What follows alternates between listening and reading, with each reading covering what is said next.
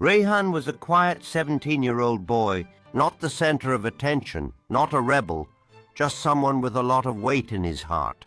He had three things he truly cared about: his mother, his dream of becoming an artist, and his little sister.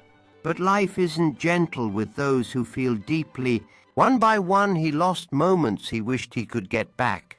Regret became a shadow that followed him. One day, while cleaning his late grandfather's room, Rayhan found an old wooden wall clock, dusty, cracked, and ancient.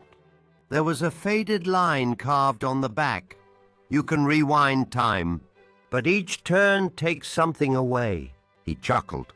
If only he muttered and turned the clock's hands backward.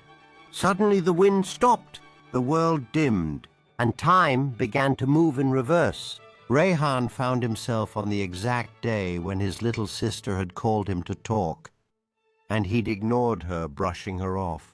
She had died in a road accident later that evening. This time he answered her call. He listened, laughed, said, "I am with ye." She laughed too, and he felt something shift.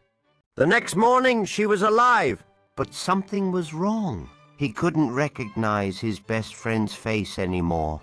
Their years of friendship wiped clean from his memory. Later that week, Rayhan got a phone call from a prestigious university in Canada, a once-in-a-lifetime art scholarship. At the same time, his mother quietly said, "Son, can you come to the pharmacy with me? My back's hurting again." He looked at his phone and said, "Please, Amma, just go alone. This is important." She went and fell on the way. Fractured hip, hospital, weeks of guilt. Rayhan couldn't sleep that night.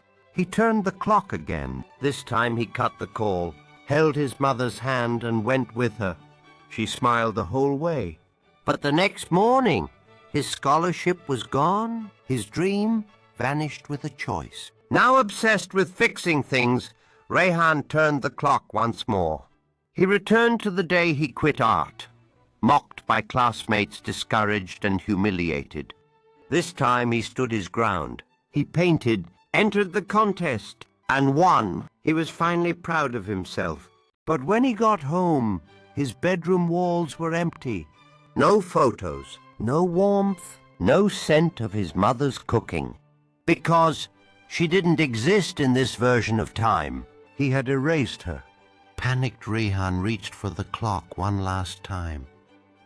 But it was silent. No ticking, no turning hands. Only a slip of paper had fallen from inside.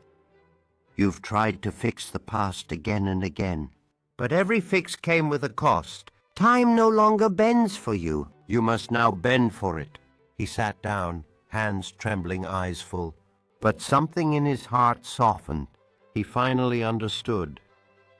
Rayhan placed the clock on a shelf, not as a tool, but as a reminder. Not everything broken needs to be undone. Some scars are not meant to be erased, but remembered. He began living in the present, not trying to fix the past, but shaping the future. And for the first time, time felt like a friend, moral. You can rewind time, but are you willing to lose what you already have? Fixing the past isn't always worth breaking the present.